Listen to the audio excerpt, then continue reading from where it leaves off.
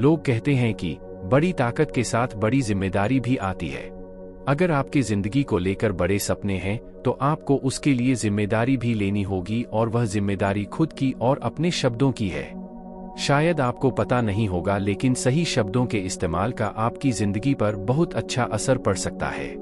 यह समरी आपको एक अच्छा कम्युनिकेटर बनना सिखाएगी। आप अपने शब्दों के जरिए लोगों को इन्फ्लुएंस करने के कई तरीके सीखेंगे।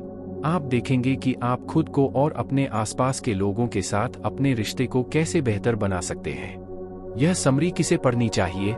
शर्मीले लोग, asterisk manager, asterisk employee, asterisk entrepreneur, जो भी अपनी कम्युनिकेशन स्किल को बेहतर बनाना चाहता है। आपका स्वागत है बुक समराइजर यूट्यूब चैनल में। सुनने का महत्व, द इम्पोर्टेंस ऑफ लिसनिंग। प्रभावी संचार के सबसे महत्वपूर्ण पहलुओं में से एक सुनना है। जब आप प्रभावी ढंग से सुनते हैं तो आप केवल वही नहीं सुन रहे होते हैं जो दूसरा व्यक्ति कह रहा है। आप उनकी शारीरिक भाषा, आवाज के स्वर और चेहरे के भावों पर भी ध्यान दे रहे होते हैं। इससे आपको दूसरे व्यक्ति के दृष्टिकोण को समझने और उनके साथ संबंध बनाने में मदद मिलती है। अशाब्दिक संचार की शक्ति, the power of non verbal communication.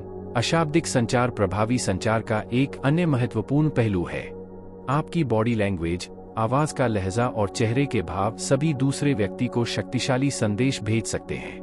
उदाहरण के लिए, यदि आप कोई प्रस्तुति दे रहे हैं और आप इधर उधर हो रहे हैं या अपने नोट्स को नीचे देख रहे हैं, तो संभव है कि दर्शक आपकी बातों में रुचि खो देंगे।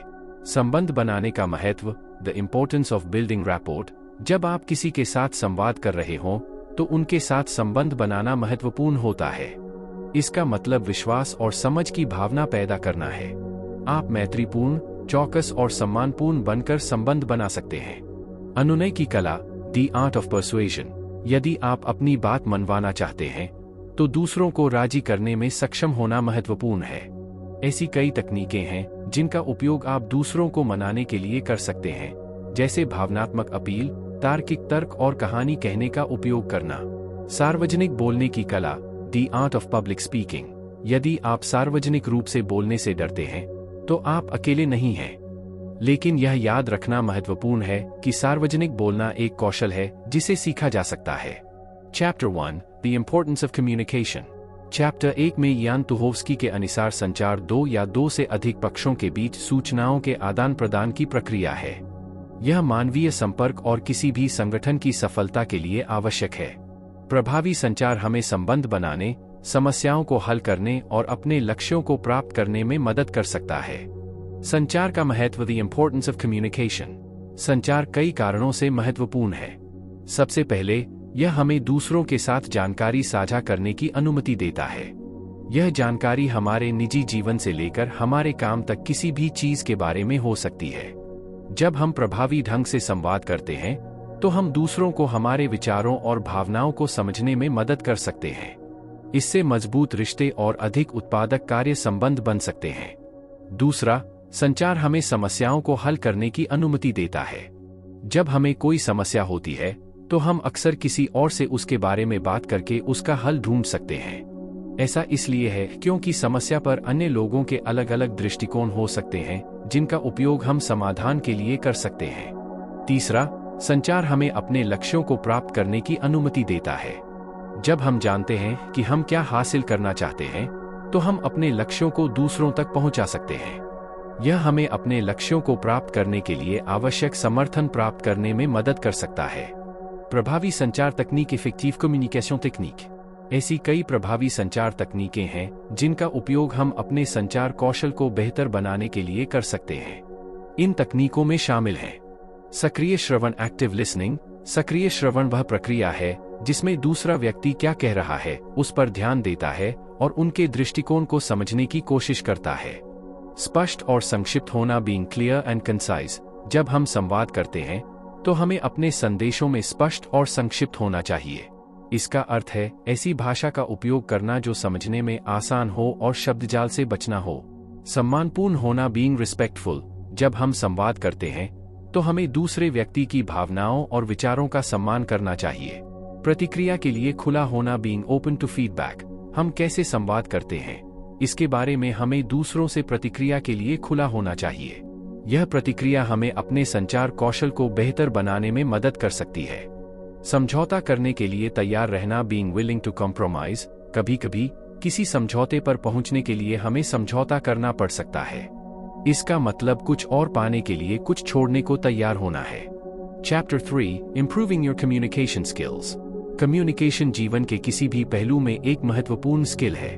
चाहे आप किसी मीटिंग में अपनी बात मनवाने की कोशिश कर रहे हों, अपने सहयोगियों के साथ संबंध बनाने की कोशिश कर रहे हों, या बस किसी मित्र के साथ बातचीत कर रहे हों, प्रभावी संचार आवश्यक है। इस अध्याय में हम कम्युनिकेशन के विभिन्न पहलुओं और प्रत्येक क्षेत्र में अपने स्किल में सुधार करने के बारे में चर्चा करेंगे। हम सुनने, बोलने, हाव भाव और नॉन वर्बल कम्युनिकेशन जैसे विषयों को कवर करेंगे। इस अध्याय के अंत तक आपको इस बात की बेहतर समझ हो जाएगी कि किसी भी स्थिति में प्रभावी ढंग से संवाद कैसे किया जाए। सुनना, लिसनिंग। सुनने को अक्सर संचार के एक महत्वपूर्ण भाग के रूप में अनदेखा कर दिया जाता है। हालांकि यह उतना ही महत्वपूर्ण है जितना कि बोलना। वास्तव में कुछ विशेषज्ञों का मानना है कि सुनना बोलने से भी अधिक महत्वपूर्ण है। सुनने के दो मुख्य प्रकार हैं। सक्रिय सुनना, एक्टिव लिसनिंग, तब होता है जब आप अपना पूरा ध्यान वक्ता पर केंद्रित करते हैं और यह समझने की कोशिश करते हैं कि वे क्या कह रहे हैं। ऐसा आप वक्ता के शब्दों, आवाज के लहजे, हाव भाव और चेहरे के भावों पर ध्यान देकर करते हैं। निष्क्रिय सुनना, पैसिव लिसनिंग, तब होता है जब आप सक्रिय रूप से इसे समझने की कोशिश किए बिना स्पीकर क्या कह रहे हैं उसे सुनते हैं। इस प्रकार के सुनने का प्रयोग अक्सर तब किया जाता है जब आप किसी व्याख्यान या प्रस्तुति को सुन रहे होते हैं। अपने सुनने के स्किल में सुधार करने के लिए एक एक्टिव लिसनर होना महत्वपूर्ण है। इसका अर्थ है वक्ता की ओर ध्यान देना, प्रश्न पूछना और जो कुछ आपने सुना है उसका सार निकालना। बोला जा रहा है, स्पीकिंग। बोलना संचार का एक और महत्वपूर्ण हिस्सा है। जब आप बोलते हैं तो आप अपने विचारों और विचारों को दूसरों के साथ साझा कर रहे होते हैं। स्पष्ट और संक्षिप्त रूप से बोलने में सक्षम होना महत्वपूर्ण है। अपने बोलने के कौशल को बेहतर बनाने के लिए आप कुछ चीजें कर सकते हैं। सबसे पहले शीशे या किसी दोस्त के सामने बोलने का अभ्यास करें। इससे आपको दूसरों के सामने बोलने में सहज होने में मदद मिलेगी। दूसरा, स्पष्ट और संक्षिप्त भाषा का प्रयोग करें। शब्दजाल या तकनीकी शब्दों का उपयोग करने से बचें जो आपके दर्शकों को समझ में न आए। तीसरा, अपने दर्शकों के साथ आंखों का संपर्क बनाएं और आत्मविश्वास से भरी आवाज में बोलें। शरीर की भाषा, बॉडी लैंग्वेज। शारीरिक भाषा संचार का एक अन्य महत्वपूर्ण पहलू है। आपकी बॉडी लैंग्वेज आपके बारे में बहुत कुछ बता सकती है, भले ही आप कुछ नहीं कह रहे हों।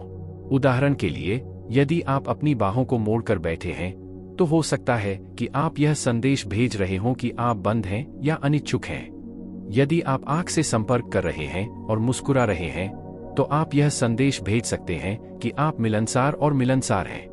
अपने कम्युनिकेशन स्किल्स को बेहतर बनाने के लिए अपनी बॉडी लैंग्वेज से अवगत होना जरूरी है।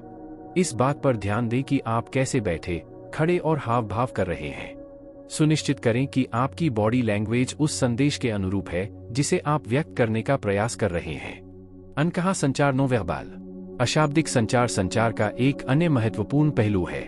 अशाब्दिक संचार में चेहरे के भाव, आवाज का स्वर और हाथ के हाव भाव जैसी चीजें शामिल हैं। बॉडी लैंग्वेज की तरह अशाब्दिक संचार आपके बारे में बहुत कुछ बता सकता है, भले ही आप कुछ न कह रहे हों। उदाहरण के लिए, यदि आप भौहें चढ़ा रहे हैं और धीमी आवाज में बोल रहे हैं तो हो सकता है कि आप यह संदेश दे रहे हों कि आप नाखुश या क्रोधित हैं। यदि आप मुस्कुरा रहे हैं और प्रसन्न स्वर में बोल रहे हैं तो आप यह संदेश दे रहे हैं कि आप खुश या उत्साहित हैं। अपने संचार कौशल में सुधार करने के लिए अपने अशाब्दिक संचार के बारे में जागरूक होना महत्वपूर्ण है। अपने चेहरे के हाव भाव, आवाज के लहजे और हाथों के इशारों पर ध्यान दें। सुनिश्चित करें कि आपका अशाब्दिक संचार उस संदेश के अनुरूप है जिसे आप संप्रेषित करने का प्रयास कर रहे हैं। Chapter 4 Social Skills and Small Talk। रिश्तों को बनाने और बनाए रखने के लिए सोशल स्किल आवश्यक हैं। वे हमें दूसरों के साथ जुड़ने, विश्वास बनाने और सामाजिक परिस्थितियों में सहज महसूस करने की अनुमति देते हैं। छोटी सी बात एक प्रकार की सामाजिक सहभागिता है जिसका उपयोग तालमेल बनाने और किसी को जानने के लिए किया जाता है। यह पहली बार में अजीब हो सकता है, लेकिन अभ्यास के साथ यह संबंध बनाने के लिए एक मूल्यवान उपकरण बन सकता है। इस अध्याय में हम सोशल स्किल्स और छोटी छोटी बातों के महत्व पर चर्चा करेंगे और हम इन क्षेत्रों में अपने कौशल को सुधारने के लिए सुझाव देंगे। सामाजिक कौशल क्यों महत्वपूर्ण है? Why are social skills important? सामाजिक कौशल कई कारणों से महत्वपूर्ण है। वे हमें इसकी अनुमति देते हैं। दूसरों के साथ प्रभावी ढंग से संवाद करें, संबंध निर्माण, विवाद हल करो, तनाव से निपटना, हमारे लक्ष्यों को प्राप्त करें। मजबूत सामाजिक कौशल वाले लोग अपने व्यक्तिगत और व्यावसायिक जीवन में सफल होने की अधिक संभावना रखते हैं। उनके खुश और स्वस्थ रहने की भी अधिक संभावना है। छोटी बात क्या है? What is small talk?